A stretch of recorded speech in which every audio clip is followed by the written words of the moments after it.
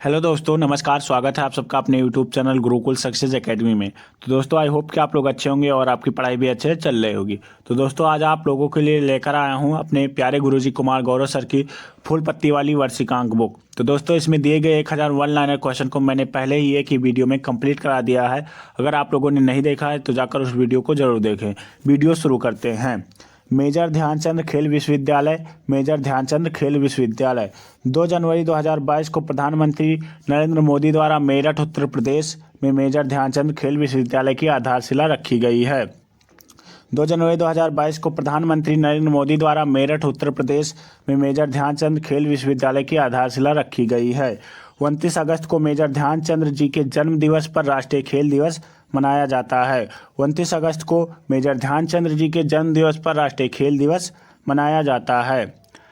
पहला पेपरलेस उच्च न्यायालय। पहला पेपरलेस उच्च न्यायालय 1 जनवरी 2022 को केरल उच्च न्यायालय भारत का पहला कागज रहित कोर्ट बन गया है, जिसका उद्घाटन सुप्रीम कोर्ट के जस्टिस DY चंद्रचूड़ ने किया है। 1 जनवरी 2022 को केरल उच्च न्यायालय भारत का पहला कागज रहित कोर्ट बन गया है, जिसका उद्घाटन सुप्रीम कोर्ट के जस्टिस DY चंद्रचूड़ ने किया है।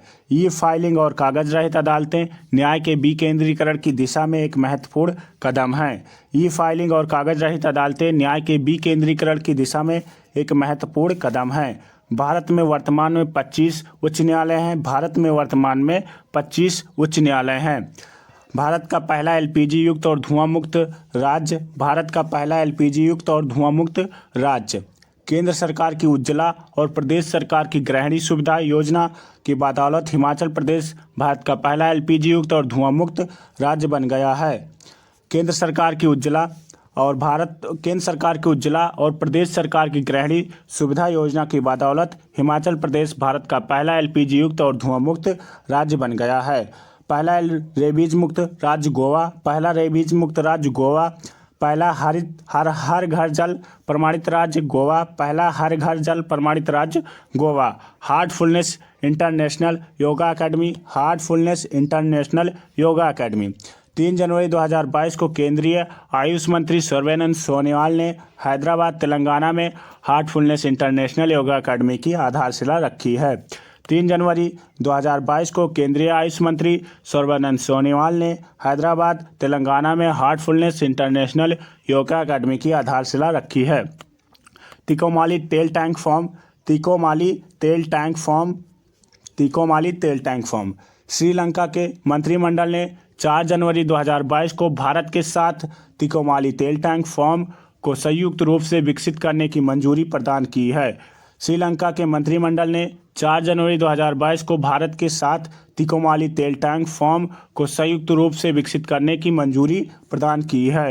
यह तिकोमाली के गहरे पानी में स्थित प्राकृतिक बंदरगाह के करीब चाइना बे में स्थित है। यह तिकोमाली के गहरे पानी में स्थित प्राकृतिक बंदरगाह के करीब चाइना बे में स्थित है। इस संयुक्त विकास के प्रस्ताव की परिकल्पना 35 वर्ष पूर्व भारत और श्रीलंका समझौते 1987 में की गई थी। इस संयुक्त विकास के प्रस्ताव की परिकल्पना 35 वर्ष पूर्व भारत और श्रीलंका समझौते 1987 में की गई थी। Cyber security startup simplify. Cyber security startup simplify alphabet के स्वामित्व वाली गूगल ने 4 जनवरी 2022 को कंपनी की क्लाउड डिवीजन ने Israeli cyber security startup simplify का अधिग्रहण किया है। अल्फ़ाबेट की स्वामित्व वाली गूगल ने 4 जनवरी 2022 को कंपनी की क्लाउड डिवीजन ने Israeli cyber security startup simplify का अधिग्रहण किया है। सिंप्लीफाई आमोस टर्न के नेतृत्व वाला स्टार्टअप है। सिंप्लीफाई आमोस स्टर्न के नेतृत्व वाला स्टार्टअप है। Israeli cyber security startup simplify security के साथ साथ ऑटोमेशन और रिस्पांस सॉल्यूशन प्रोवाइड कराती है। Israeli cyber security startup simplify security के साथ साथ ऑटोमेशन और रिस्पांस सॉल्यूशन प्रोवाइड कराती है। कॉपर टॉय क्लस्टर कर्नाटक में 400 एकड़ जमीन पर निर्मित कॉपर टॉय क्लस्टर भारत का पहला खिलौना निर्माण क्लस्टर जो मार्च 2022 में संचालित किया जा रहा है।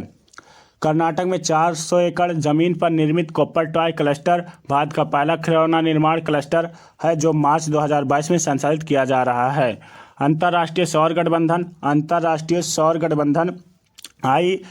ISA 5 जनवरी 2022 को एंटीगुआ और बारबुडा अंतर्राष्ट्रीय सौर गठबंधन में शामिल होने वाला 102वां देश बन गया है। 5 जनवरी 2022 को एंटीगुआ और बारबुडा अंतर्राष्ट्रीय सौर गठबंधन में शामिल होने वाला 102वां देश बन गया है। भारतीय उच्च आयुक्त डॉक्टर KJ श्रीनिवास की मौजूदगी में एंटीगुआ और बारबुडा अंतर्राष्ट्रीय सौर गठबंधन में शामिल हुए हैं। भारतीय उच्च आयुक्त डॉक्टर KJ श्रीनिवास की मौजूदगी में एंटीगुआ और बारबुडा अंतर्राष्ट्रीय सौर गठबंधन में शामिल हुए हैं। पिछले वर्ष संयुक्त राज्य अमेरिका 101वां सदस्य देश के रूप में अंतर्राष्ट्रीय सौर गठबंधन में शामिल हुआ था। पिछले वर्ष संयुक्त राज्य अमेरिका 101वां सदस्य देश के रूप में अंतर्राष्ट्रीय सौर गठबंधन में शामिल हुआ था।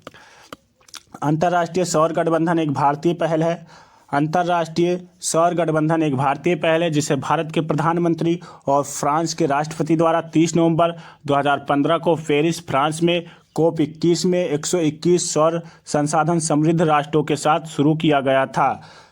अंतर्राष्ट्रीय सौर गठबंधन एक भारतीय पहल है जिसे भारत के प्रधानमंत्री और फ्रांस के राष्ट्रपति द्वारा 30 नवंबर 2015 को पेरिस, फ्रांस में COP21 में 121 सौर संसाधन समृद्ध राष्ट्रों के साथ शुरू किया गया था।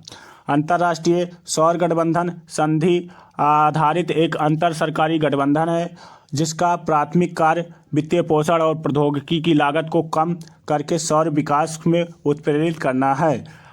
अंतर्राष्ट्रीय सौर गठबंधन संधि आधारित एक अंतर सरकारी गठबंधन है जिसका प्राथमिक कार्य है वित्त पोषण एवं प्रौद्योगिकी की लागत को कम करके सौर विकास को उत्प्रेरित करना है।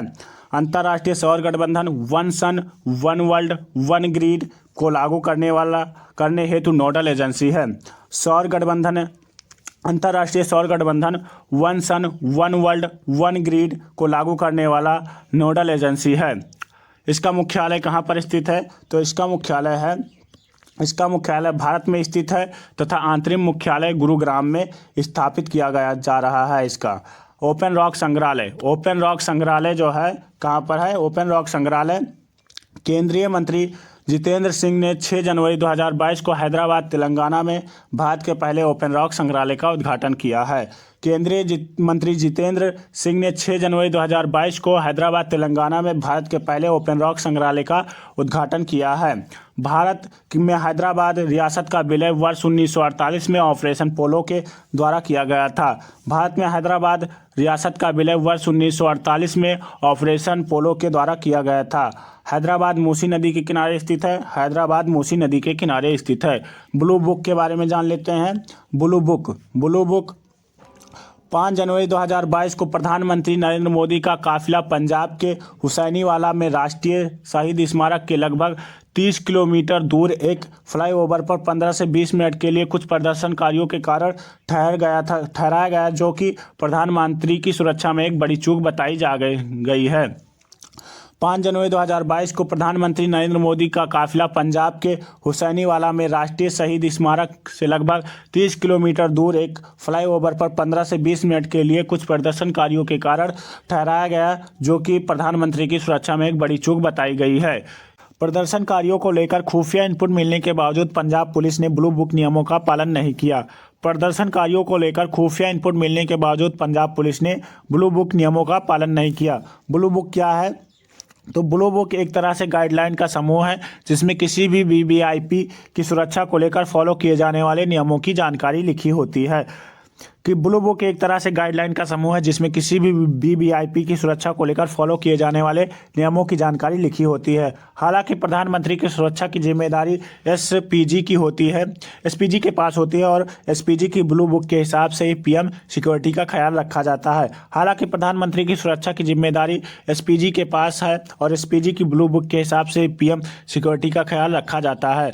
आगे बढ़ते हैं। इंदु मल्होत्रा कमेटी क्या है? सुप्रीम सुप्रीम कोर्ट ने प्रधानमंत्री की जनवरी 2022 में पंजाब यात्रा के दौरान हुई सुरक्षा चूक की जांच के लिए गठित 5 सदस्यीय समिति का अध्यक्ष इंदु मल्होत्रा को बनाया है। सुप्रीम कोर्ट ने प्रधानमंत्री की जनवरी 2022 में पंजाब यात्रा के दौरान हुई सुरक्षा चूक की जांच के लिए गठित 5 सदस्यीय समिति का अध्यक्ष इंदु मल्होत्रा को बनाया है। इंदु मल्होत्रा सुप्रीम कोर्ट की एक सेवानिवृत्त न्यायाधीश हैं। इंदु मल्होत्रा सुप्रीम कोर्ट की एक सेवानिवृत्त न्यायाधीश हैं। वह पहली ऐसी महिला अधिवक्ता थी जो वकील से सीधे सुप्रीम कोर्ट की न्यायाधीश बनी थी। वह ऐसी पहली महिला अधिवक्ता थी जो वकील से सीधे सुप्रीम कोर्ट की न्यायाधीश बन गई थी। भारत की पहली mobile honey processing van. Bharat की पहली मोबाइल हनी प्रोसेसिंग वैन 7 जनवरी 2022 को खादी और ग्राम उद्योग आयोग के अध्यक्ष विनय कुमार सक्सेना ने उत्तर प्रदेश के गाजियाबाद जिले के सिरोरा गांव में भारत की पहली mobile honey processing van launch की है। 7 जनवरी 2022 को खादी और ग्राम उद्योग आयोग के अध्यक्ष विनय कुमार सक्सेना ने उत्तर प्रदेश के गाजियाबाद जिले के सिरोरा गांव में भारत की पहली mobile honey processing van launch की है। खादी और ग्राम उद्योग आयोग। खादी और ग्राम उद्योग आयोग खादी और ग्राम उद्योग आयोग अधिनियम 1956 के तहत स्थापित किया गया वैधानिक निकाय है। खादी और ग्राम उद्योग आयोग अधिनियम 1956 के तहत स्थापित किया गया एक वैधानिक निकाय है। आगे बढ़ते हैं। खादी और ग्राम उद्योग आयोग। खादी और ग्राम उद्योग आयोग के नवनियुक्त अध्यक्ष मनोज कुमार हैं। खादी और ग्राम उद्योग आयोग के नवनियुक्त अध्यक्ष मनोज कुमार हैं। यह सूक्ष्म लघु और मध्यम उद्यम मंत्रालय के अधीन कार्य करता है। यह सूक्ष्म लघु और मध्यम उद्यम मंत्रालय के अधीन कार्य करता है। इस आयोग ने वर्ष 2017 और 18 में हनी मिशन कार्यक्रम की शुरुआत की थी। इस आयोग ने वर्ष 2017 और 18 में हनी मिशन कार्यक्रम का शुरुआत किया था। आगे बढ़ते हैं। जनरल बिपिन रावत सैनिक स्कूल। जनरल बिपिन रावत सैनिक स्कूल भारत के प्रथम chief of defence staff general Bipin Rawat को श्रद्धांजलि अर्पित करते हुए उत्तर प्रदेश के मुख्यमंत्री योगी आदित्यनाथ ने मैनपुरी जनपद में स्थित सैनिक स्कूल का नाम जनरल बिपिन रावत सैनिक स्कूल करने की घोषणा की है। भारत के प्रथम chief of defence staff general Bipin Rawat को श्रद्धांजलि अर्पित करते हुए उत्तर प्रदेश के मुख्यमंत्री योगी आदित्यनाथ ने मैनपुरी जनपद में स्थित सैनिक स्कूल का नाम जनरल बिपिन रावत सैनिक स्कूल रखने की घोषणा की है। प्रधान रक्षा अध्यक्ष जनरल बिपिन रावत। प्रधान रक्षा अध्यक्ष जनरल बिपिन रावत और उनकी पत्नी मधुलिका रावत और सेना के 12 अन्य अधिकारी गत 8 दिसंबर 2021 को तमिलनाडु के कुन्नूर के पास हुए हेलीकॉप्टर दुर्घटना में शहीद हो गए हैं।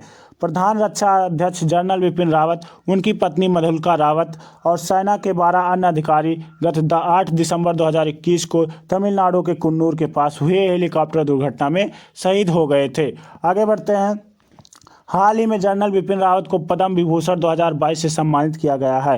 हाल ही में जनरल बिपिन रावत को पद्म विभूषण 2022 से सम्मानित किया गया है। पद्म विभूषण 2022 4 लोगों को दिया गया है। 3 लोगों का आप लोग कमेंट बॉक्स में नाम जरूर बताएं। Chief of defence staff CDS। Chief of defence staff CDS।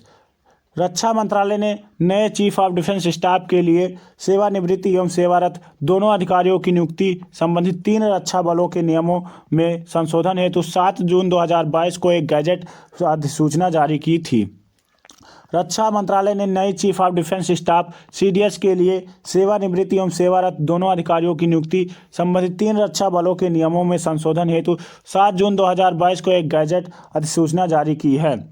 आगे बढ़ते हैं। Chief staff of defence staff CDS की नियुक्ति से संबंधित तीनों सैन्य बलों ने नियमों में बदलाव किया गया है, जिसके तहत तीनों सेनाओं में 62 वर्ष से कम आयु के लेफ्टिनेंट जनरल स्तर के सेवारत या सेवानिवृत्त अधिकारियों को CDS नियुक्त किया जा सकता है। Chief of defence staff CDS की नियुक्ति से संबंधित तीनों सैन्य बलों के नियमों में बदलाव किया गया है, जिसके तहत तीनों सेनाओं में 62 वर्ष से कम आयु के लेफ्टिनेंट जनरल स्तर के सेवारत या सेवानिवृत्त अधिकारियों को CDS नियुक्त किया जा सकता है। भारत के वर्तमान chief of defence staff lieutenant general Anil Chauhan है। भारत के वर्तमान chief of defence staff lieutenant general Anil Chauhan है। आगे बढ़ते हैं। Antonov 225 Mriya. Antonov 225 Mriya Ukraine व रूस युद्ध में विश्व का सबसे बड़ा कार्गो विमान एंटोनोवा 225 मारिया तबाह हो गया। यूक्रेन और रूस युद्ध में विश्व का सबसे बड़ा कार्गो विमान एंटोनोवा 225 मारिया तबाह हो गया। कीवी के पास मौजूद एयरफील्ड में खड़ा यह विमान रूस की गोलाबारी में नष्ट हो गया। कीवी के पास मौजूद एयरफील्ड में खड़ा यह विमान रूस की गोलाबारी में नष्ट हो गया। विमान का नाम AN-225 मारिया था, जिसका यूक्रेनी भाषा में अर्थ था सपना। विमान का नाम AN-225 मारिया था, जिसका यूक्रेनी भाषा में अर्थ था सपना। यूक्रेन के वर्तमान राष्ट्रपति जेलेंस्की हैं। यूक्रेन के वर्तमान राष्ट्रपति जेलेंस्की हैं। आगे बढ़ते हैं। प्रधानमंत्री संग्रहालय। प्रधानमंत्री संग्रहालय 14 अप्रैल 2022 को नई दिल्ली में प्रधानमंत्री नरेंद्र मोदी द्वारा प्रधानमंत्री संग्रहालय का उद्घाटन किया गया है। 14 अप्रैल 2022 को नई दिल्ली में प्रधानमंत्री नरेंद्र मोदी द्वारा प्रधानमंत्री संग्रहालय का उद्घाटन किया गया है। इससे पहले इस संग्रहालय को नेहरू संग्रहालय भवन के नाम से जाना जाता था। इस संग्रहालय को नेहरू भवन संग्रहालय के नाम से जाना जाता था। विश्व का सबसे बड़ा राष्ट्रीय ध्वज। विश्व का सबसे बड़ा राष्ट्रीय ध्वज 15 जनवरी 2022 को सेना दिवस के अवसर पर जैसलमेर राजस्थान के भारत और पाकिस्तान सीमा पर लोंगेवाला में खादी के कपड़े से बना विश्व का सबसे बड़ा राष्ट्रीय ध्वज प्रदर्शित किया गया है। 15 जनवरी 2022 को सेना दिवस के अवसर पर जैसलमेर राजस्थान के भारत पाकिस्तान सीमा पर लोंगेवाला में खादी के कपड़े से बना विश्व का सबसे बड़ा राष्ट्रीय ध्वज प्रदर्शित किया गया है। आगे बढ़ते हैं। लोंगेवाला भारत और पाकिस्तान के बीच 1971 के ऐतिहासिक लड़ाई का स्थल केंद्र है। लोंगेवाला भारत और पाकिस्तान के बीच 1971 के ऐतिहासिक लड़ाई का केंद्र स्थल है। यह स्मारकीय राष्ट्रीय ध्वज 225 फीट लंबा और 150 फीट चौड़ा है। यह स्मारकीय राष्ट्रीय ध्वज 225 फीट लंबा और 150 फीट चौड़ा है। यह स्मारकीय राष्ट्रीय ध्वज भारतीयता की सामूहिक भावना के साथ साथ खादी शिल्पकला की विरासत का प्रतीक है। यह स्मारकीय राष्ट्रीय ध्वज भारतीयता की सामूहिक भावना के साथ साथ खादी शिल्पकला की विरासत का प्रतीक है। राष्ट्रीय ध्वज को 22 जुलाई 1947 को अपनाया गया है। राष्ट्रीय ध्वज 22 जुलाई 1947 को अपनाया गया है। राष्ट्रीय ध्वज 22 जुलाई 1947 को अपनाया गया है। पहला ग्राफीन नवाचार केंद्र। पहला ग्राफीन नवाचार केंद्र डिजिटल यूनिवर्सिटी केरल और centre for materials for electronics technology के सहयोग से 86.41 करोड़ रुपए में भारत का पहला ग्राफीन नवाचार केंद्र केरल में स्थापित किया जाएगा। डिजिटल यूनिवर्सिटी केरल और centre for materials for electronics technology के सहयोग से 86.41 करोड़ रुपए में भारत का पहला ग्राफीन नवाचार केंद्र स्थापित किया जाएगा। यह भारत का पहला graphene research and development incubator है। आगे बढ़ते हैं। इस परियोजना को भारत के इलेक्ट्रॉनिक्स और सूचना प्रौद्योगिकी मंत्रालय से मंजूरी मिल गई है। इस परियोजना को भारत के इलेक्ट्रॉनिक्स और सूचना प्रौद्योगिकी मंत्रालय से मंजूरी मिल गई है। आगे बढ़ते हैं। पहली पैरा बैडमिंटन अकेडमी। भारत की पहली para badminton academy Lucknow Uttar Pradesh में स्थापित की जाएगी। भारत की पहली para badminton academy Lucknow Uttar Pradesh में स्थापित की जाएगी। यह setup Stade de France stadium Paris France में होने वाले वर्ष 2024 पैरा ओलंपिक में भारत की पदक संभावनाओं में सुधार करेगा। यह setup Stade de France stadium Paris France में होने वाले वर्ष 2024 पैरा ओलंपिक में भारत की पदक संभावनाओं में सुधार करेगा। राष्ट्रीय स्टार्टअप दिवस भारत के स्टार्टअप इकोसिस्टम को बढ़ावा देने के लिए प्रधानमंत्री नरेंद्र मोदी ने 16 जनवरी को राष्ट्रीय स्टार्टअप दिवस के रूप में मनाने की घोषणा की है। भारत के स्टार्टअप इकोसिस्टम को बढ़ावा देने के लिए प्रधानमंत्री नरेंद्र मोदी ने 16 जनवरी को राष्ट्रीय स्टार्टअप दिवस के रूप में मनाने की घोषणा की है। यह दिवस स्टार्टअप संस्कृति को भारत के दूर दराज क्षेत्रों तक पहुंचाने और बढ़ावा देने के लिए शुरू किया गया है। यह दिवस स्टार्टअप संस्कृति को भारत के दूर दराज क्षेत्रों तक पहुंचाने और बढ़ावा देने के लिए शुरू किया गया है। आगे बढ़ते हैं। 16 जनवरी 2016 को स्टार्टअप इंडिया पहल के शुभारंभ के बाद वर्तमान में राष्ट्रीय स्टार्टअप पारिस्थितिकी तंत्र का विश्व में तीसरा स्थान है। 16 जनवरी 2016 को स्टार्टअप इंडिया पहल के शुभारंभ के बाद वर्तमान में भारतीय स्टार्टअप पारिस्थितिकी तंत्र का विश्व में तीसरा स्थान है। स्टार्टअप का बृहद रूप यूनिकॉर्न कहलाता है। आगे बढ़ते हैं। भारत का पहला नैपकिन मुक्त गांव केरल के राज्यपाल आरिफ मोहम्मद खान ने 13 जनवरी 2022 को एर्नाकुलम जिले के एक छोटे से गांव कुबलंबी को भारत का पहला नैपकिन मुक्त गांव घोषित किया है। केरल के राज्यपाल आरिफ मोहम्मद खान ने 13 जनवरी 2022 को एर्नाकुलम जिले के एक छोटे से गांव कुबलंबी को भारत का पहला नैपकिन मुक्त गांव घोषित किया है। इससे पूर्व इस गांव ने भारत के पहले मॉडल पर्यटन के रूप में भी प्रशंसा प्राप्त की थी।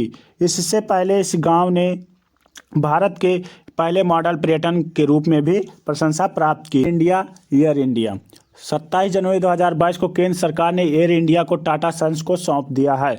27 जनवरी 2022 को केंद्र सरकार ने एयर इंडिया को टाटा सन्स को सौंप दिया है। इससे ऋण में डूबी एयर इंडिया के हस्तांतरण की प्रक्रिया पूरी हो गई। इससे ऋण में डूबी एयर इंडिया के हस्तांतरण की प्रक्रिया पूरी हो गई। एयर इंडिया के मुख्य कार्यपालक अधिकारी सीईओ कैंपबेल विल्सन हैं। एयर इंडिया के मुख्य कार्यपालक अधिकारी सीईओ कैंपबेल विल्सन हैं। इसके साथ ही टाटा समूह ने एयरलाइन के राष्ट्रीयकरण के 69 वर्ष बाद एयर इंडिया का स्वामित्व हासिल कर लिया है। इसके साथ ही टाटा समूह ने एयरलाइन के राष्ट्रीयकरण के 69 वर्ष बाद एयर इंडिया का स्वामित्व हासिल कर लिया है। आगे बढ़ते हैं। टाटा सन्स की पूर्ण स्वामित्व वाली सहायक कंपनी टैलेस का प्राइवेट लिमिटेड को एयर इंडिया और एयर इंडिया एक्सप्रेस के 100% इक्विटी शेयर मिले हैं। एयर इंडिया की स्थापना वर्ष 1932 में टाटा एयरलाइंस के रूप में हुई थी। एयर इंडिया की स्थापना 1932 में टाटा एयरलाइंस के रूप में हुई थी।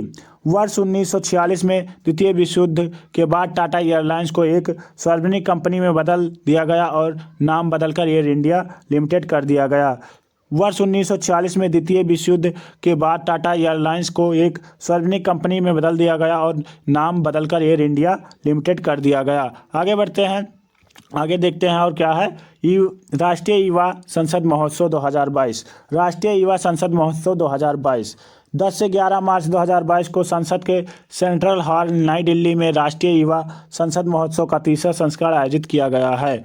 10 से 11 मार्च 2022 को संसद के सेंट्रल हॉल नई दिल्ली में राष्ट्रीय युवा संसद महोत्सव का तीसरा संस्करण आयोजित किया गया है। इसका आयोजन लोकसभा सचिवालय और युवा मामले और खेल मंत्रालय द्वारा संयुक्त रूप से किया गया है। इसका आयोजन लोकसभा सचिवालय और युवा मामले और खेल मंत्रालय द्वारा संयुक्त रूप से किया गया है। इसका उद्देश्य 18 से 25 वर्ग के युवाओं की आवाज़ सुनना है, जिन्हें वोट देने की अनुमति है लेकिन चुनाव नहीं लड़ सकते हैं। इसका उद्देश्य 18 से 25 वर्ग आयु के वर्गों की युवाओं की आवाज़ सुनना है, जिन्हें वोट देने की अनुमति है लेकिन चुनाव नहीं लड़ सकते हैं। आगे बढ़ते हैं और देखते हैं। लोकसभा सदस्य के चुनाव लड़ने की न्यूनतम आयु क्या होती है? तो 25 वर्ष होती है। लोकसभा सदस्य के चुनाव लड़ने की न्यूनतम आयु 25 वर्ष होती है। राज्यसभा सदस्य की न्यूनतम आयु जो होती है क्या होती है? 30 वर्ष होती है। राज्यसभा के सदस्य की न्यूनतम आयु 30 वर्ष होती है। आगे बढ़ते हैं। प्राकृतिक गैस प्रणाली हाइड्रोजन के मिश्रण की पहली परियोजना। प्राकृतिक गैस प्रणाली में हाइड्रोजन के मिश्रण की पहली परियोजना। Gas authority of India limited ने मध्य प्रदेश के इंदौर में प्राकृतिक गैस प्रणाली में हाइड्रोजन के मिश्रण की भारत की अपनी तरह की पहली परियोजना शुरू की है। Gas authority of India limited ने मध्य प्रदेश के इंदौर में प्राकृतिक गैस प्रणाली में हाइड्रोजन के मिश्रण की भारत की अपनी तरह की पहली परियोजना शुरू की है। आगे बढ़ते हैं। महात्मा गांधी के नाम पर मेट्रो स्टेशन। महात्मा गांधी के नाम पर मेट्रो स्टेशन का नाम। प्रधानमंत्री नरेंद्र मोदी और मॉरिशस के प्रधानमंत्री प्रविंद कुमार जगन्नाथ ने 20 जनवरी 2022 को संयुक्त रूप से मॉरिशस में सामाजिक आवास इकाई परियोजनाओं का उद्घाटन किया है। प्रधानमंत्री नरेंद्र मोदी और मॉरिशस के प्रधानमंत्री प्रविंद कुमार जगन्नाथ ने 20 जनवरी 2022 को संयुक्त रूप से मॉरिशस में सामाजिक आवास इकाई परियोजनाओं का उद्घाटन किया है। इसी दौरान मॉरिशस के प्रधानमंत्री प्रविंद कुमार जगन्नाथ ने घोषणा की कि मॉरिशस में अब एक बड़े मेट्रो स्टेशन का नाम भारत के गौरव महात्मा गांधी के नाम पर रहेगा। इसी दौरान मॉरिशस के प्रधानमंत्री प्रविंद कुमार जगन्नाथ ने घोषणा की कि मॉरिशस में अब एक बड़े मेट्रो स्टेशन का नाम भारत के गौरव महात्मा गांधी के नाम पर होगा। आगे बढ़ते हैं। 35वां सूरजकुंड मेला। 35वां सूरजकुंड अंतर्राष्ट्रीय शिल्प मेला। 35वां सूरजकुंड अंतर्राष्ट्रीय शिल्प मेला। 35वां सूरजकुंड अंतर्राष्ट्रीय शिल्प मेला 2022 का आयोजन 19 मार्च से 4 अप्रैल 2022 तक फरीदाबाद हरियाणा में किया गया। 35वां सूरजकुंड अंतर्राष्ट्रीय शिल्प मेला 2022 का आयोजन 19 मार्च से 4 अप्रैल 2022 तक फरीदाबाद हरियाणा में किया गया। इस मेले का आयोजन सूरजकुंड मेला प्राधिकरण हरियाणा एवं हरियाणा पर्यटन द्वारा केंद्रीय पर्यटन, कपड़ा, संस्कृति और विदेश मंत्रालय के सहयोग से किया गया है। इस मेले का आयोजन सूरज कुंड मेला प्राधिकरण हरियाणा पर्यटन द्वारा केंद्रीय पर्यटन, कपड़ा, संस्कृति और विदेश मंत्रालय के सहयोग से किया गया है। इस वर्ष मेले में उज्बेकिस्तान ने भागीदार राष्ट्र के रूप में भाग लिया था। इस मेले की थीम स्टेट क्या था? जम्मू और कश्मीर इसका थीम स्टेट था। जम्मू और कश्मीर इसका थीम स्टेट था। आगे बढ़ते हैं। गणतंत्र दिवस परेड 2022। गणतंत्र दिवस परेड 2022 26 जनवरी 2022 को 73वां गणतंत्र दिवस मनाया गया। 26 जनवरी 2022 को 73वां गणतंत्र दिवस मनाया गया। 26 जनवरी 2022 को गणतंत्र दिवस परेड में भाग लेने वाले 12 राज्य व केंद्र शासित प्रदेशों में उत्तर प्रदेश की झांकी को सर्वश्रेष्ठ झांकी के रूप में चुना गया। 26 जनवरी 2022 को गणतंत्र दिवस परेड में भाग लेने वाले 12 राज्यों व केंद्र शासित प्रदेशों में उत्तर प्रदेश की झांकी को सर्वश्रेष्ठ झांकी के रूप में चुना गया है। तीनों सेनाओं में भारतीय सेनाओं की मार्चिंग टुकड़ी को सर्वश्रेष्ठ मार्चिंग टुकड़ी के रूप में चुना गया है। तीनों सेनाओं में भारतीय नौसेना की मार्चिंग टुकड़ी को सर्वश्रेष्ठ मार्चिंग टुकड़ी के रूप में चुना गया है। आगे बढ़ते हैं। केंद्रीय मंत्रालय और विभागों की श्रेणी में शिक्षा मंत्रालय और नागरिक उड्डयन मंत्रालय की झांकियों को संयुक्त विजेता के रूप में घोषित किया गया है। केंद्रीय मंत्रालय विभागों की श्रेणी में शिक्षा मंत्रालय और नागरिक उड्डयन मंत्रालय की झांकियों को संयुक्त रूप से विजेता घोषित किया गया है। लोकप्रिय श्रेणी में राज्य संघ शासित प्रदेशों में महाराष्ट्र को सर्वश्रेष्ठ झांकी के रूप में चुना गया है। लोकप्रिय श्रेणी में राज्यों संघ शासित प्रदेशों क्षेत्रों में महाराष्ट्र को जो है सर्वश्रेष्ठ झांकी के रूप में चुना गया है। आगे बढ़ते हैं। विश्व का सबसे बड़ा इग्लू कैफे। विश्व का सबसे बड़ा इग्लू कैफे जम्मू कश्मीर के गुलमर्ग में एक इग्लू कैफ़े खोला गया है, जो अब विश्व का सबसे बड़ा इग्लू कैफ़े है। इस कैफ़े का नाम है स्नोगुल। इस कैफ़े का नाम है स्नोगुल, जिसे वसीम शाह ने बनवाया है। इस कैफ़े का नाम है स्नोगुल, जिसे वसीम शाह ने बनवाया है। इससे पहले सबसे बड़ा कैफ़े स्विट्ज़रलैंड में था। स्विट्ज़रलैंड का कैफ़े 33.8 फीट लंबा और 42.4 फीट व्यास का था। इससे पहले सबसे बड़ा कैफ़े स्विट्ज़रलैंड में था। स्विट्ज़रलैंड का कैफ़े 33.8 फीट लंबा 42.4 फीट व्यास का था। यह कैफ़े इस क्षेत्र के प्रमुख पर्यटक आकर्षणों में से एक बनाया गया है। एस्किमो जनजाति के बर्फ के घरों को इग्लू कहते हैं। एस्किमो जनजाति के बर्फ के घरों को इग्लू कहते हैं। आगे बढ़ते हैं। Artificial slalom course. Artificial slalom course Madhya Pradesh के भोपाल शहर में भारत का पहला आर्टिफिशियल स्लालम कोर्स बनाने जा रहे हैं। मध्य प्रदेश के भोपाल शहर में भारत का पहला आर्टिफिशियल स्लालम कोर्स बनाने जा रहा है। Olympic, Asian games, world cup championships जैसे बड़े आयोजन आर्टिफिशियल स्लालम कोर्स पर ही होते हैं। ओलंपिक, एशियन गेम्स और वर्ल्ड चैंपियनशिप जैसे बड़े आयोजन आर्टिफिशियल स्लालम कोर्स पर ही होते हैं। आगे बढ़ते हैं। National centre of excellence. National centre of excellence in carbon capture and utilisation. National centre of excellence in carbon capture and utilisation. Bharat में कार्बन कैप्चर एंड यूटिलाइजेशन के लिए 2 राष्ट्रीय उत्कृष्टता केंद्र स्थापित किए जा रहे हैं। ये केंद्र निम्नलिखित हैं। आगे बढ़ते हैं। National centre of excellence in carbon capture and utilisation, भारतीय प्रौद्योगिकी संस्थान। National centre of excellence in carbon capture and utilisation, भारतीय प्रौद्योगिकी संस्थान, बॉम्बे। अगला है international centre in carbon capture and utilisation, Jawaharlal Nehru centre for advance scientific research, Bengaluru. National centre in carbon capture and utilisation, Jawaharlal Nehru centre for advance scientific research, Bengaluru. Bharat सरकार ने विज्ञान और प्रौद्योगिकी विभाग के समर्थन से इन दोनों केंद्रों को तैयार किया जा रहा है। आगे बढ़ते हैं और अटल सुरंग के बारे में जानते हैं। अटल सुरंग 9 फरवरी 2022 को अटल सुरंग को आधिकारिक तौर पर वर्ल्ड बुक ऑफ रिकॉर्ड्स द्वारा 10,000 फीट से अधिक ऊंचाई पर स्थित विश्व की सबसे लंबी राजमार्ग सुरंग के रूप में प्रमाणित किया गया है। 9 फरवरी 2022 को अटल सुरंग को आधिकारिक तौर पर वर्ल्ड बुक ऑफ रिकॉर्ड्स द्वारा 10,000 फीट से अधिक ऊंचाई पर स्थित विश्व की सबसे लंबी राजमार्ग सुरंग के रूप में प्रमाणित किया गया है। World book of records UK का एक संगठन है जो प्रामाणिकता के साथ साथ वैश्विक असाधारण रिकॉर्डों को सूचीबद्ध और सत्यापित करता है। World book of records UK का एक संगठन है जो प्रामाणिकता के साथ साथ वैश्विक असाधारण रिकॉर्ड्स को सूचीबद्ध और सत्यापित करता है। आगे बढ़ते हैं। भारत की सबसे बड़ी कुश्ती अकादमी कहाँ पर होगी? तो भारत की सबसे बड़ी कुश्ती अकादमी, रेल मंत्रालय ने दिल्ली के किशनगंज में एक अत्याधुनिक कुश्ती अकादमी स्थापित करने की मंजूरी दी है। रेल मंत्रालय ने दिल्ली के किशनगंज में एक कुश्ती अकादमी स्थापित करने की मंजूरी दी है। यह भारत की सबसे बड़ी कुश्ती अकादमी होगी और देश में कुश्ती के खेलों को बढ़ावा देने के लिए उन्नत प्रशिक्षण सुविधाओं से लैस होगी। यह भारत की सबसे बड़ी कुश्ती अकादमी होगी और देश में कुश्ती के खेल को बढ़ावा देने के लिए उन्नत प्रशिक्षण सुविधाओं से लैस होगी। उत्तर प्रदेश ने कुश्ती खेल को गोद ले लिया है। उत्तर प्रदेश ने कुश्ती खेल को गोद ले लिया है। आगे बढ़ते हैं और देखते हैं ओलंपिक के इतिहास में अब तक कुश्ती में जितने भी मेडल आए हैं उन्हें एक बार देख लेते हैं। के.डी. जाधव ने 1952 ईस्वी में कांस्य पदक जीता था, 1952 ईस्वी में। और सुशील कुमार 2008 में कांस्य पदक जीता था। सुशील कुमार 2008 में कांस्य पदक जीता था। सुशील कुमार 2010 में रजत पदक जीता था। सुशील कुमार 2012 में रजत पदक जीता था। योगेश्वर दत्त 2012 में कांस्य पदक जीता था। योगेश्वर दत्त 2012 में कांस्य पदक जीता था। साक्षी मलिक 2016 में कांस्य पदक जीता था। साक्षी मलिक 2016 में कांस्य पदक जीता था।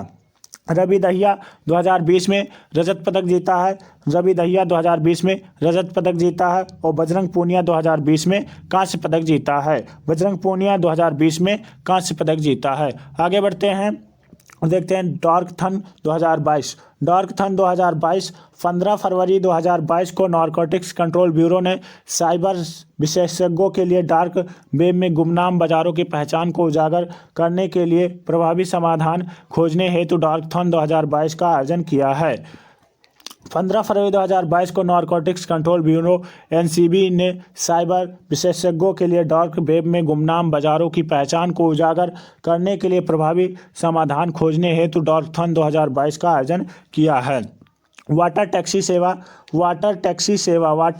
सेवा बेहतर कनेक्टिविटी प्रदान करने और पर्यटन को बढ़ावा देने के लिए 17 फरवरी 2022 को मुंबई में वाटर टैक्सी सेवा शुरू की गई है।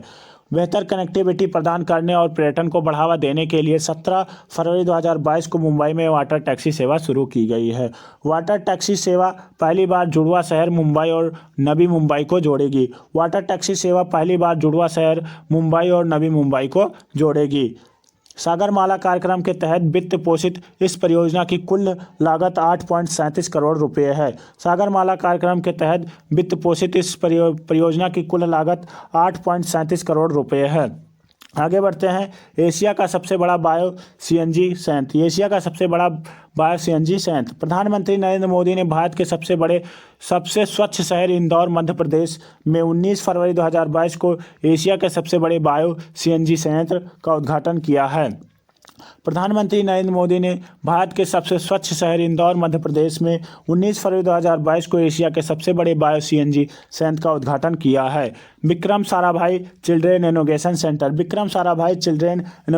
सेंटर 17 फरवरी 2022 को गुजरात में Vikram Sarabhai children innovation centre का शुभारंभ किया गया है। 17 फरवरी 2022 को गुजरात में Vikram Sarabhai children innovation centre का शुभारंभ किया गया है। इस इनोवेशन सेंटर राज्य में बच्चों की नवीन क्षमताओं की पहचान, पालन पोषण और नवाचारों को प्रोत्साहित करेगा। यह इनोवेशन सेंटर राज्य में बच्चों की नवीन क्षमताओं की पहचान, पालन पोषण और नवाचारों को प्रोत्साहित करेगा। इसकी घोषणा 7 जनवरी 2020 को गुजरात के तत्कालीन मुख्यमंत्री विजय रूपाणी ने की थी। इसकी घोषणा 7 जनवरी 2020 को गुजरात के तत्कालीन मुख्यमंत्री विजय रूपाणी ने की थी। आगे बढ़ते हैं। गुजरात विश्वविद्यालय स्टार्टअप्स और उद्यमिता परिषद यूनिसेफ की साझेदारी में गुजरात विश्वविद्यालय द्वारा शुरू किया गया है। गुजरात विश्वविद्यालय स्टार्टअप्स और उद्यमिता परिषद यूनिसेफ की साझेदारी में गुजरात विश्वविद्यालय द्वारा शुरू किया गया है। सवा हर घर जल जिला फरवरी 2022 को जल जीवन मिशन ने देश के 100 जिलों के हर घर में नल का पानी पहुंचाकर एक और मील का पत्थर हासिल कर लिया है। फरवरी 2022 को जल जीवन मिशन ने देश के 100 जिलों के हर घर में नल का पानी पहुंचाकर एक और मील का पत्थर हासिल कर लिया है। हिमाचल प्रदेश का आकांक्षी जिला चंपा देश का 100वां हर घर जल जिला बन गया है। हिमाचल प्रदेश का आकांक्षी जिला चंपा देश का 100वां हर घर जल जिला बन गया है। चंपा हर घर जल जिला बनने वाला 5वां आकांक्षी जिला है। चंपा हर घर जल बनने वाला 5वां आकांक्षी जिला है। आगे बढ़ते हैं। जल जीवन मिशन के वर्ष 2024 तक प्रत्येक ग्रामीण परिवारों को नल का पानी उपलब्ध कराने के सरकार के संकल्प को पूरा करने के सही दिशा में है। जल जीवन मिशन 2024 तक प्रत्येक ग्रामीण परिवारों को नल का पानी उपलब्ध कराने के सरकार के संकल्प को पूरा करने के लिए सही दिशा में है। 15 अगस्त 2019 को मिशन की घोषणा के समय 19.27 करोड़ घरों में से केवल 3.23 करोड़ घरों में नल के पानी के कनेक्शन थे। 15 अगस्त 2019 को मिशन की घोषणा के समय 19.27 करोड़ घरों में से केवल 3.23 करोड़ घरों में नल के पानी के कनेक्शन थे। आगे बढ़ते हैं। भारत का पहला हर घर जल प्रमाणित जिला कौन सा है? तो बुरहानपुर मध्य प्रदेश है। भारत का पहला हर घर जल प्रमाणित जिला कौन सा है? तो बुरहानपुर मध्य प्रदेश है। भारत का पहला हर घर जल प्रमाणित राज्य कौन सा है? तो गोवा है। भारत का पहला हर घर जल प्रमाणित राज्य कौन सा है? तो गोवा है। आगे बढ़ते हैं। पहला व्यावसायिक बायोमास आधारित हाइड्रोजन संयंत्र। भारत का पहला बायोमास आधारित हाइड्रोजन संयंत्र। भारत का पहला व्यावसायिक स्तर का बायोमास आधारित हाइड्रोजन संयंत्र मध्य प्रदेश के खांडवा जिले में स्थापित किया गया है। भारत का पहला व्यावसायिक स्तर का बायोमास आधारित हाइड्रोजन संयंत्र मध्य प्रदेश के खांडवा जिले में स्थापित किया गया है। यह संयंत्र हर दिन 30 टन बायोमास फीड स्टॉक से 1 टन हाइड्रोजन का उत्पादन करेगा। यह संयंत्र हर दिन 30 टन बायोमास फीड स्टॉक से 1 टन हाइड्रोजन का उत्पादन करेगा। यह संयंत्र 24 करोड़ रुपए के निवेश के साथ ओटोमे एनर्जी लिमिटेड और ब्राज़ील ग्रीन एनर्जी के संयुक्त उद्यमिता द्वारा लगाया जा रहा है। यह संयंत्र 24 करोड़ रुपए के निवेश के साथ ओटोमे एनर्जी लिमिटेड और ब्राज़ील ग्रीन एनर्जी के संयुक्त उद्यमिता द्वारा लगाया जा रहा है। आगे बढ़ते हैं। दुर्गा तेल कुआं 21 फरवरी 2022 को वेदांता समूह की company Cairn oil and gas ने राजस्थान के बाड़मेर जिले में तेल की खोज की है। 21 फरवरी 2022 को वेदांता समूह की company Cairn oil and gas ने राजस्थान के बाड़मेर जिले में तेल की खोज की है। यह तेल केर्न ऑयल एंड गैस द्वारा एक ब्लॉक में खोजा गया था जो उन्हें ओपन एक्रेज लाइसेंसिंग पॉलिसी के तहत दिया गया था। यह तेल केर्न ऑयल एंड गैस द्वारा एक ब्लॉक में खोजा गया था जो इन्हें ओपन एक्रेज लाइसेंसिंग पॉलिसी के तहत दिया गया था। आगे बढ़ते हैं। राष्ट्रीय ई विधान लागू करने वाला पहला राज्य 19 मार्च 2022 को नागालैंड ने राष्ट्रीय ई विधान परियोजना को सफलतापूर्वक लागू कर पूरी तरह से पेपरलेस होने वाली देश की पहली विधानसभा बन गई है। 19 मार्च 2022 को नागालैंड की राष्ट्रीय ई विधान परियोजना को सफलतापूर्वक लागू कर पूरी तरह से पेपरलेस होने वाली देश की पहली विधानसभा बन गई है। नेशनल ई विधान एप्लीकेशन परियोजना का उद्देश्य देश की सभी विधानसभाओं को एक मंच पर लाना है। नेशनल ई विधान एप्लीकेशन परियोजना का उद्देश्य देश की सभी विधानसभाओं को एक मंच पर लाना है। आगे बढ़ते हैं। नागालैंड के मुख्यमंत्री नेफेरियो हैं। वर्ष 2011 जनगणना के अनुसार नकारात्मक जनसंख्या वृद्धि दर वाला भारत का एकमात्र राज्य नागालैंड है। वर्ष 2011 जनगणना के अनुसार नकारात्मक जनसंख्या वृद्धि वाला राज्य भारत का एकमात्र राज्य नागालैंड है। नागालैंड में विधानसभा सीट कितनी है? तो 60 हैं। कितनी सीटें हैं नागालैंड में विधानसभा सीटें? तो 60 हैं। भारत का पहला डिजिटल वाटर डेटा बैंक 14 मार्च 2022 को कर्नाटक सरकार द्वारा भारत का पहला digital water data bank aquarium launch किया गया है। 14 मार्च 2022 को कर्नाटक सरकार द्वारा भारत का पहला digital water data bank aquarium launch किया गया है। एक्वेरियम बेंगलुरु स्थित digital startup company Aquacraft group ventures की पहल है। आगे बढ़ते हैं। राजस्थान में अफ्रीका की बोमा तकनीक। राजस्थान में अफ्रीका की बोमा तकनीक। राजस्थान में अफ्रीका की बोमा तकनीक। राजस्थान के भरतपुर जिले के केवलादेव राष्ट्रीय उद्यान में अफ्रीका की बोमा तकनीक का प्रयोग किया गया है। राजस्थान के भरतपुर जिले के केवलादेव राष्ट्रीय उद्यान में अफ्रीका की बोमा तकनीक का प्रयोग किया गया है। इसका प्रयोग चीतल या चित्तीदार हिरणों को पकड़ने और उन्हें मुकुंदरन हिल टाइगर रिजर्व में पहुंचाने के लिए किया गया है। इसका प्रयोग चीतल या चित्तीदार हिरणों को पकड़ने और उन्हें मुकुंदरन हिल टाइगर रिजर्व में पहुंचाने के लिए किया। आगे बढ़ते हैं। बोमा कैप्चरिंग तकनीक अफ्रीका में बहुत ही काफ़ी लोकप्रिय है, जिसमें फलन जैसी बाड़ के माध्यम से जानवरों को पीछा करके उन्हें एक बाड़ में पहुंचाया जाता है। बोमा कैप्चरिंग तकनीक अफ्रीका में काफ़ी लोकप्रिय है, जिसमें फलन जैसी बाड़ के माध्यम से जानवरों को पीछा करके उन्हें एक बाड़ में पहुंचाया जाता है। केवलादेव राष्ट्रीय उद्यान डॉक्टर सलीम अली की कर्म स्थली है। डॉक्टर सलीम अली को बर्ड मैन ऑफ इंडिया कहा जाता है। बर्ड मैन ऑफ इंडिया कहा जाता है। इंद्रायणी मेडिसिटी भारत का पहला चिकित्सा शहर महाराष्ट्र के पुणे के खेड़ तालुका में 300 एकड़ भूमि के क्षेत्र में बनाया जाएगा।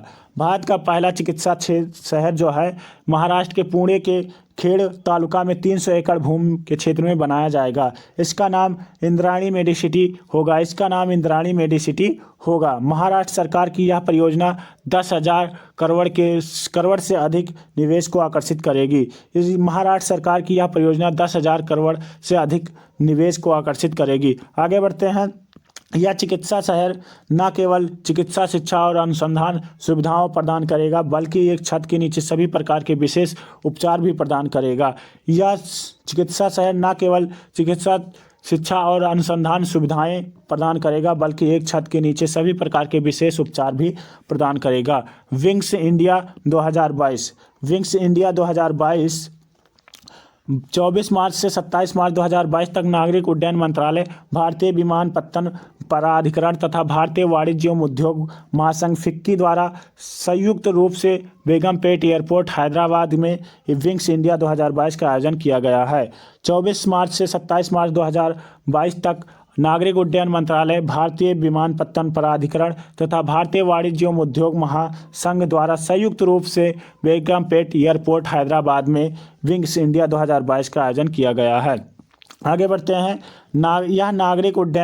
यह नागरिक उड्डयन पर एशिया का सबसे बड़ा आयोजन है, जो देश को विश्व के शीर्ष उड्डयन में केंद्रों में बदलने की प्रतिबद्धता के अनुरूप है। यह नागरिक उड्डयन वाणिज्य, सामान्य और व्यावसायिक उड्डयन पर एशिया का सबसे बड़ा आयोजन है, जो देश को विश्व के शीर्ष उड्डयन केंद्रों में बदलने की प्रतिबद्धता के अनुरूप है। Tree city of the world 2021 अप्रैल 2022 में अर्बन डे फाउंडेशन और संयुक्त राष्ट्र के खाद्य और कृषि संगठन द्वारा हैदराबाद और मुंबई शहर को tree city of the world 2021 के रूप में मान्यता दी गई है। अप्रैल 2022 को अर्बन डे फाउंडेशन और संयुक्त राष्ट्र के खाद्य और कृषि संगठन द्वारा हैदराबाद और मुंबई शहर को tree city of the world 2021 के लिए चुना गया है के रूप में मान्यता दी गई है। Tree city of the world के इस तीसरे संस्करण में हैदराबाद और मुंबई ने अर्बन डे फाउंडेशन के कार्यक्रम में विश्व के 21 देशों और 136 शहरों के साथ यह मान्यता प्राप्त की है। Tree city of the world के इस तीसरे संस्करण में हैदराबाद और मुंबई ने अर्बन डे फाउंडेशन के कार्यक्रम में विश्व के 21 देशों के 136 अन्य शहरों के साथ यह मान्यता प्राप्त की है। इन दो भारतीय शहरों ने स्वास्थ्य, लचीला और खुशहाल शहरों के निर्माण में शहरी पेड़ों और हरियालियों को उगाने और बनाए रखने की प्रतिबद्धता के लिए मान्यता प्राप्त की है। इन दो भारतीय शहरों ने स्वास्थ्य, लचीला और खुशहाल शहरों के निर्माण में शहरी पेड़ों और हरियालियों को उगाने और बनाए रखने की प्रतिबद्धता के लिए मान्यता प्राप्त की है। हैदराबाद को लगातार दूसरी बार यह मान्यता दी गई है। वर्ष 2021 में हैदराबाद भारत का एकमात्र शहर था जिसे 2020 tree city of the world के रूप में मान्यता प्रदान की गई थी। वर्ष 2021 में हैदराबाद भारत का एकमात्र शहर था जिसे 2020 tree city of the world के रूप में चुना गया था, मान्यता दी गई थी। आगे बढ़ते हैं। भारत का पहला सामुदायिक रेडियो स्टेशन। भारत का पहला सामुदायिक रेडियो स्टेशन 19 अप्रैल 2022 को प्रधानमंत्री नरेंद्र मोदी द्वारा गुजरात दौरे के समय दूधवाड़ी नामक एक सामुदायिक रेडियो स्टेशन का उद्घाटन किया गया है, जो सामुदायिक रेडियो स्टेशन पशुपालन को समर्पित किया है। 19 अप्रैल 2022 को प्रधानमंत्री नरेंद्र मोदी द्वारा गुजरात दौरे के समय दूधवाड़ी नामक एक सामुदायिक रेडियो स्टेशन का उद्घाटन किया गया है, जो सामुदायिक रेडियो स्टेशन पशुपालन को समर्पित किया गया है। भारत की पहली कार्बन न्यूट्रल पंचायत। भारत की पहली कार्बन न्यूट्रल पंचायत 24 अप्रैल 2022 को राष्ट्रीय पंचायत राज दिवस के अवसर पर पूरी तरह से सौर ऊर्जा से संचालित होने वाली जम्मू की सांबा जिले की पल्ली पंचायत भारत की पहली कार्बन न्यूट्रल पंचायत बन गई है। 24 अप्रैल 2022 को राष्ट्रीय पंचायत राज दिवस के अवसर पर पूरी तरह से सौर ऊर्जा से संचालित होने वाली जम्मू की सांबा जिले की पल्ली पंचायत भारत की पहली कार्बन न्यूट्रल पंचायत बन गई है। पल्ली गांव ऊर्जा स्वराज का एक बड़ा उदाहरण है। पल्ली गांव ऊर्जा स्वराज का एक बड़ा उदाहरण है। कार्बन न्यूट्रल शून्य कार्बन डाइऑक्साइड उत्सर्जन की संदर्भित करता है। कार्बन न्यूट्रल शून्य कार्बन डाइऑक्साइड उत्सर्जन को संदर्भित करता है। कार्बन न्यूट्रल शब्द का प्रयोग ऊर्जा उत्पादन, परिवहन, उद्योग और कृषि के संदर्भ में किया जाता है। कार्बन न्यूट्रल शब्द का प्रयोग ऊर्जा उत्पादन, परिवहन, उद्योग और कृषि के संदर्भ में किया जाता है। आगे बढ़ते हैं। Art park. आर्ट पार्क क्या है? आर्ट पार्क 14 अप्रैल 2022 को देश के पहले आर्टिफिशियल इंटेलिजेंस और robotics technology park art park का बेंगलुरु में उद्घाटन किया गया है। 14 मार्च 2022 को देश के पहले आर्टिफिशियल इंटेलिजेंस और robotics technology park art park का बेंगलुरु में उद्घाटन किया गया है। आर्ट पार्क को भारतीय विज्ञान संस्थान बेंगलुरु द्वारा स्थापित किया गया है। आर्ट पार्क को भारतीय विज्ञान संस्थान बेंगलुरु द्वारा स्थापित किया गया है। आगे बढ़ते हैं। भारत को संयुक्त राष्ट्र आर्थिक और सामाजिक परिषद के 4 प्रमुख निकायों के लिए चुना गया है। भारत को संयुक्त राष्ट्र आर्थिक और सामाजिक परिषद के 4 प्रमुख निकायों के लिए चुना गया है। अप्रैल 2022 में भारत को संयुक्त राष्ट्र आर्थिक और सामाजिक परिषद के 4 प्रमुख निकायों के लिए चुना गया है। इनमें भारत का कार्यकाल 4 वर्ष तक रहेगा, 2023 से 2027 तक होगा। आगे बढ़ते हैं और निकाय देख लेते हैं। 4 निकाय कौन कौन से हैं? सामाजिक विकास आयोग, सामाजिक विकास आयोग, गैर सरकारी संगठनों की समिति, गैर सरकारी संगठनों की समिति, विकास के लिए विज्ञान एवं प्रौद्योगिकी आयोग, विकास के लिए विज्ञान एवं प्रौद्योगिकी आयोग, आर्थिक सामाजिक एवं सांस्कृतिक अधिकारों की समिति, आर्थिक सामाजिक एवं सांस्कृतिक अधिकारों की समिति। इसके अतिरिक्त प्रीति शरण आर्थिक सामाजिक एवं सांस्कृतिक अधिकारों के लिए समिति संयुक्त राष्ट्र में भारत के लिए स्थायी मिशन हेतु चुनी गई हैं। इसके अतिरिक्त प्रीति शरण आर्थिक सामाजिक एवं सांस्कृतिक अधिकारों के लिए समिति संयुक्त राष्ट्र में भारत के स्थायी मिशन हेतु फिर से चुनी गई हैं। आगे बढ़ते हैं। दिसंबर 2018 में वरिष्ठ भारतीय राजनयिक प्रीति शरण को संयुक्त राष्ट्र की आर्थिक सामाजिक और सांस्कृतिक अधिकारों की समिति पर एशिया प्रांत सीट के लिए निर्विरोध चुना गया था। दिसंबर 2018 में वरिष्ठ भारतीय राजनयिक प्रीति शरण को संयुक्त राष्ट्र की आर्थिक सामाजिक और सांस्कृतिक अधिकारों की समिति का एशिया प्रांत सीट के लिए निर्विरोध चुना गया था। संयुक्त राष्ट्र आर्थिक और सामाजिक परिषद में 54 सदस्य हैं। संयुक्त राष्ट्र आर्थिक और सामाजिक परिषद में 54 सदस्य हैं। आगे बढ़ते हैं। आपदा रोधी अवसंरचना गठबंधन। आपदा रोधी अवसंरचना गठबंधन 4 अप्रैल 2022 को मेडागास्कर आपदा रोधी अवसंरचना गठबंधन में शामिल होने वाला 30वां देश बन गया है। 4 अप्रैल 2022 को मेडागास्कर आपदा रोधी अवसंरचना गठबंधन में शामिल होने वाला 30वां देश बन गया है। भारत के प्रधानमंत्री ने 23 सितंबर 2019 को संयुक्त राष्ट्र जलवायु कार्यवाही शिखर सम्मेलन में अपने भाषण के दौरान CDRI का शुभारंभ किया था। भारत के प्रधानमंत्री ने 23 सितंबर 2019 को संयुक्त राष्ट्र जलवायु कार्यवाही शिखर सम्मेलन में अपने भाषण के दौरान CDRI का शुभारंभ किया था। आगे बढ़ते हैं और इसका उद्देश्य देखते हैं। इसका उद्देश्य सतत विकास के समर्थन में जलवायु और आपदा जोखिम के लिए नई और मौजूद बुनियादी ढांचा प्रणाली की अनुकूलता को बढ़ावा देना था। इसका उद्देश्य सतत विकास के समर्थन में जलवायु और आपदा जोखिम के लिए नई और मौजूद बुनियादी ढांचा प्रणाली की अनुकूलता को बढ़ावा देना था। इसमें 30 देश सदस्य हैं और 7 संगठन शामिल है। इसमें 30 देश सदस्य हैं और 7 संगठन शामिल हैं। CDRI का सचिवालय नई दिल्ली में है और भारत में स्थित है। CDRI का सचिवालय नई दिल्ली, भारत में स्थित है।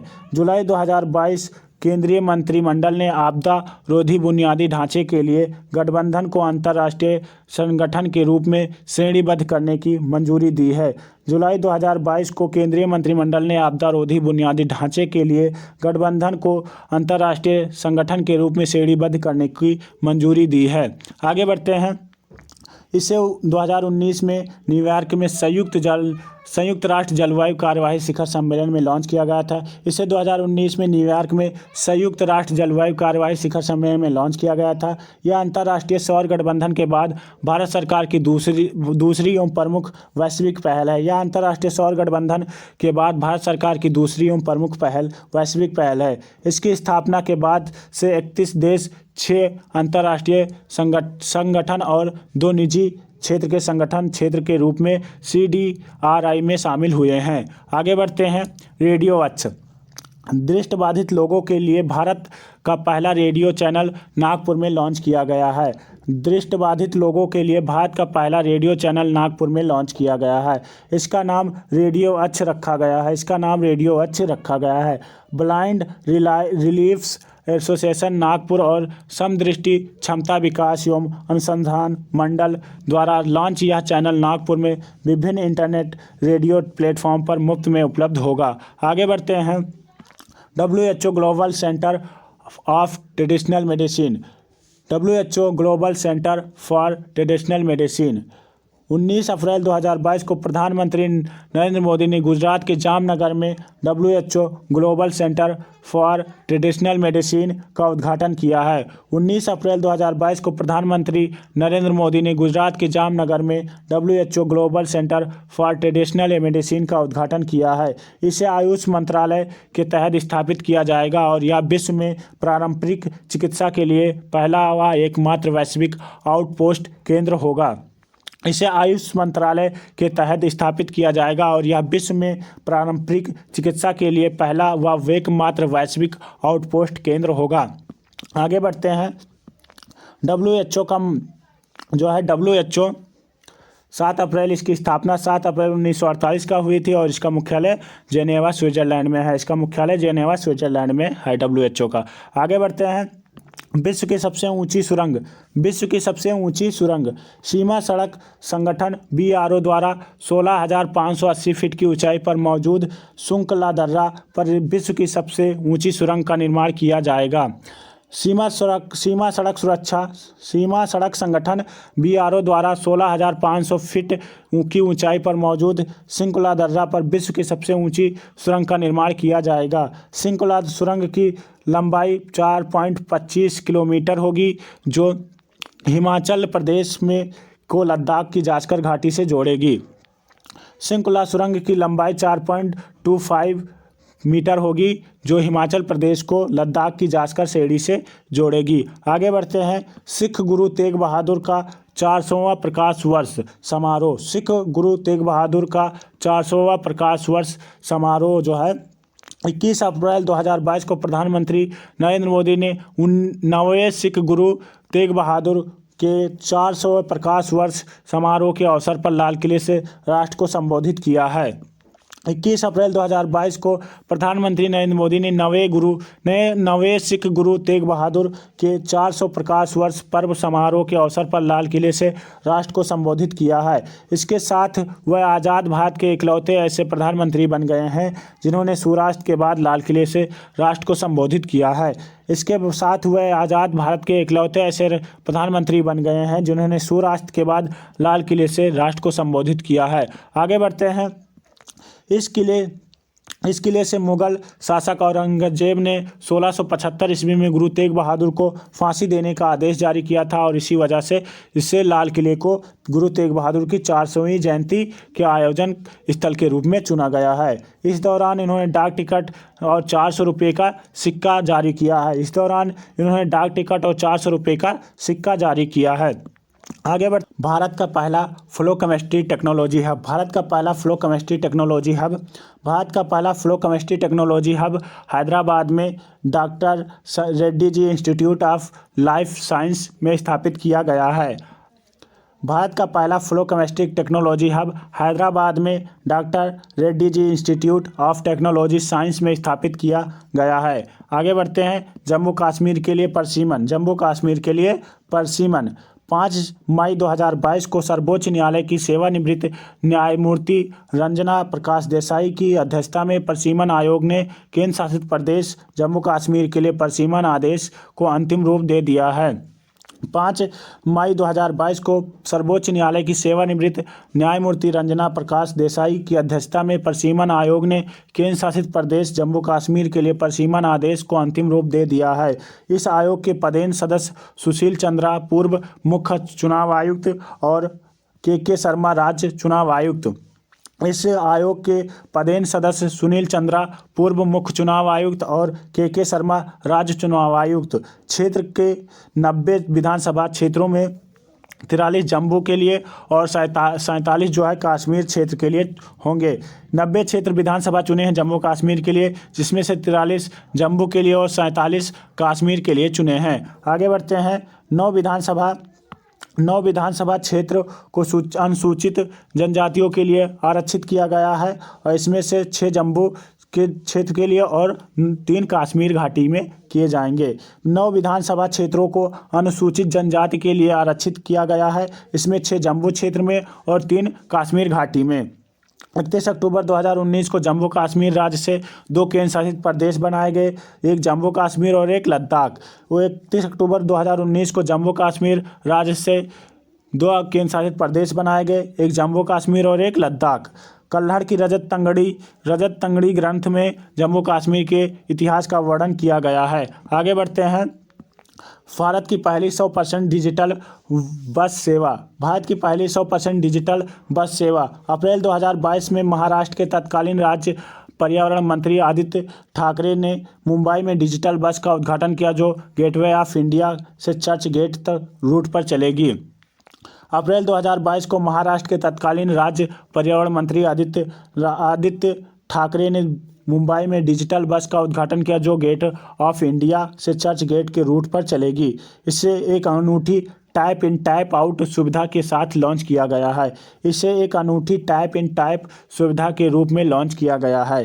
यह भारत की पहली 100% डिजिटल बस सेवा है, जिसका उद्देश्य बस टिकट प्रणाली की डिजिटलीकरण को बढ़ाना है। आगे बढ़ते हैं। यह प्रणाली यात्रियों को सुगमता प्रदान करेगी, क्योंकि वे अपने स्मार्ट कार्ड का प्रयोग कर या स्मार्टफोन पर चलो ऐप के माध्यम से टाइप इन करने में सक्षम होंगे। महाराष्ट्र के वर्तमान मुख्यमंत्री एकनाथ शिंदे हैं। आगे बढ़ते हैं। मध्य अफ्रीकी गणराज्य अप्रैल 2022 में मध्य अफ्रीकी गणराज्य ने बिटकॉइन को अपनी आधिकारिक मुद्रा के रूप में अपना लिया है। इसके साथ ही यह ऐसा करने वाला दूसरा देश बन गया है। अप्रैल 2022 में मध्य अफ्रीकी गणराज्य ने बिटकॉइन को अपनी आधिकारिक मुद्रा के रूप में अपना लिया है। इसके साथ ही यह ऐसा करने वाला विश्व का दूसरा देश बन गया है। आगे बढ़ते हैं। मोटे अनाज से संचालित भारत का पहला एथेनॉल संयंत्र। 30 अप्रैल 2022 को बिहार के पूर्णिया जिले में मोटे अनाज से संचालित भारत के पहले एथेनॉल संयंत्र का उद्घाटन किया गया है। 30 अप्रैल 2022 को बिहार के पूर्णिया जिले में मोटे अनाज से संचालित भारत के पहले एथेनॉल संयंत्र का उद्घाटन किया गया है। पूर्णिया जिले में एक निजी निवेशक ने 105 करोड़ रुपये की लागत से यह संयंत्र स्थापित किया है। पूर्णिया जिले में एक निजी निवेशक ने 105 करोड़ रुपये की लागत से यह संयंत्र स्थापित किया है। नवीनतम प्रौद्योगिकी वाले इस संयंत्र से कोई अपशिष्ट नहीं निकलता है और इस संयंत्र में किसानों से प्रतिदिन चावल की 130 टन भूसी और 150 टन चावल अथवा मकई खरीदी जाएगी। इस नवीनतम प्रौद्योगिकी वाले इस संयंत्र में कोई अपशिष्ट पदार्थ नहीं निकलता है और इस संयंत्र में किसानों से प्रतिदिन चावल की 130 टन भूसी और 150 टन चावल अथवा मकई खरीदी जाएगी। आगे बढ़ते हैं। भारत की पहली आदिवासी स्वास्थ्य वेधशाला। भारत की पहली आदिवासी स्वास्थ्य वेधशाला। उड़ीसा राज्य में एसटी और एससी विकास विभाग ने क्षेत्रीय चिकित्सा अनुसंधान केंद्र भुवनेश्वर के साथ एक आदिवासी स्वास्थ्य वेधशाला की स्थापना के लिए 4 मई 2022 को एक समझौते पर हस्ताक्षर किया है। उड़ीसा राज्य एसटी और एससी विकास विभाग ने क्षेत्रीय चिकित्सा अनुसंधान केंद्र भुवनेश्वर के साथ एक आदिवासी स्वास्थ्य वेधशाला की स्थापना के लिए 4 मई 2022 को एक समझौते ज्ञापन पर हस्ताक्षर किया है।